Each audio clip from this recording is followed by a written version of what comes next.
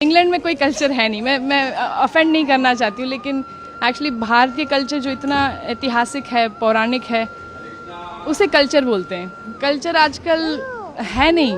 India में भी बहुत तेज़ रफ्तार से गुम हो रहा है कल्चर। हम अभी भी है ऑब्वियसली यहाँ पर, लेकिन एक्चुअली इंग्लैंड में देखा जाए तो आप आजकल बस आधुनिकता में सब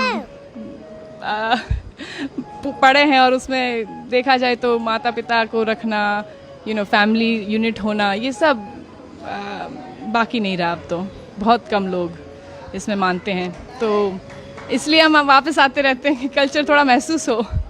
भारत में एक्चुअली आकर ऐसे लगता है कि एक्चुअली अभी भी है कल्चर। उसका कोई। इंग्लैंड में रहती हैं, ऐसा इस माटी में क्या है, ब्रज की माटी में, जो आपको बार बार खींच लाता है यहाँ पर? पता नहीं, आप बताइए क्या मैजिक है ठाकुर जी की, क्या मतलब अमेजिंग उनकी कृपा है, कुछ न कुछ तो है ही। लेकिन यहाँ पर जैसे हम अलाइव हैं, जान है, बाहर जाकर ये ब्रिज को छोड़कर ही तुरंत जो क्या कहते हैं, इतना हैवीनेस फील होता है। कलयुग का प्रभाव बोल सकते हैं, आधुनिकता का प्रभाव, जो नास्तिकता का प्रभाव है, वो इतना। लॉलीपॉप लेटर उसका प्रभाव बहुत हैवी है। तो इसलिए ब्रज की माटी में ये जो आस्तिकता है, जो हम तपस्या कह सकते, ये उसी के लिए आते हैं कि हमें ठाकुर जी के दर्शन हो और यही संस्कार और सनातन धर्म का महसूस हो, क्योंकि बाहर तो है नहीं। हम लेके जाते हैं जितना हो सके उतना, और ट्राई कर रहे हैं कि जारी रखें हमारे परिवार में और बांटें। वहाँ पर भी हम थोड़ा प्रचार करने में कोशिश करते हैं कि दूसरे को इंकरेज करें कि इसे ना ठुकराएं। हमारा जो एंशिएंट कल्चर है, ये वैदिक कल्चर, उसका देयर इज़ नो कंपैरिजन, उसके लिए कोई क्या कहते हैं सब्स्टिट्यूट नहीं है। हम ये वेस्टर्न कल्चर को अगर फॉलो करते रहेंगे तो बस खाली हो जाएंगे, अंदर से खाली रहेगा। इंग्लैंड में ड्रेस अलग पहनते होंगे, लेकिन यहाँ आप पूरी तरीके से साड़ी पहनकर, तो कैसा लग रहा है यहाँ पर? बहुत अच्छा लगता है साड़ी पहनकर। ऐसे लगता है कि मतलब अभी कुछ त्योहार है, नहीं तो फिर बस काला ग्रे पहनते हैं वहाँ पर, क्योंकि ठंडी इतनी रहती है तो कोट पहनते पूरा दिन लगभग, तो यहाँ पर मन लगता है। लेकिन वहाँ पर भी हम साड़ी पहनते हैं, और हमारा वैदिक कपड़े पहनते हैं, एक्चुअली साड़ी पहनते रहते हैं, और या स्कर्ट या ऐसे कुछ, जितना हो सके उतना। माथे पे आपने जो चंदन लगा रखा है, वहाँ भी लगाती हैं? ज़्यादातर लगाते रहते हैं, क्योंकि देखा जाए तो देखो, मुसलमान कभी ऐसे सोचता नहीं है कि मैं क्यों बुर्खा पहनूं, मैं क्यों ये टोपी पहनूं। सिर्फ हिंदू लोग मतलब डरते हैं, या मेरे को कई हिंदू खुद बोलते कि आप क्यों लगाती हो, बड़ा शो क्यों करती हो, क्या ज़रूरत है आपको शो करना, अपना आस्था को दिखाने की क्या ज़रूरत है। लेकिन मैं कहती हूँ कि एक्चुअली गर्व से हम दिखाते हैं। अगर कोई पुलिस ऑफिसर हो या कोई आर्मी वाला हो, तो वो गर्व से अपने सारे मेडल्स दिखाता है, क्यों, कि मैं आर्मी वाला हूँ। तो हम भगवान के हैं, ये उनका चिन्ह है, उनका मतलब हमने जो समर्पण किया है उनको, ये एक थोड़ा बस हम क्यों ना दिखाएं, गर्व से दिखाएंगे कि हम ठाकुर जी के हैं।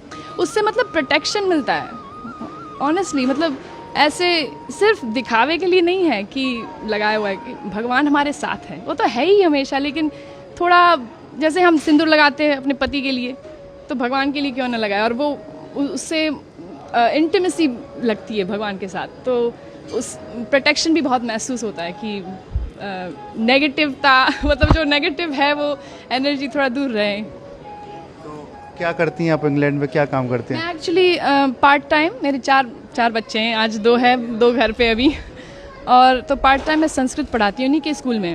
वहाँ पर एक कृष्णा अवंती करके लोकल स्कूल है इंग्लैंड में, और एक्चुअली सरकारी स्कूल है, सरकार पैसे देती है, लेकिन हिंदू फेथ स्कूल है, तो मोस्टली हिंदूज जाते हैं वहाँ पर। और संस्कृत, योगा, सब वेजिटेरियन खाना, 11 एकादशी का खाना होता है वहाँ पर, तो बच्चे लोग वहीं पढ़ते हैं, और मैं वहाँ पर संस्कृत पढ़ाती हूँ उनके प्राइमरी स्कूल में पार्ट टाइम। गीता भागवत भी आप पढ़ती होंगी? बिल्कुल, जितना हो सके उतना। गीता पढ़ते हैं, Bhagavad Gita, Bhagavad Gita, you go to Bhagavad Gita classes every day. वहाँ पर जो इन लोग का ग्रुप किया हुआ है बच्चों का, और वो रोज़ भगवत गीता क्लासेस में जाता है। थोड़ा हिंदी कम समझता है तो मना कर रहा है।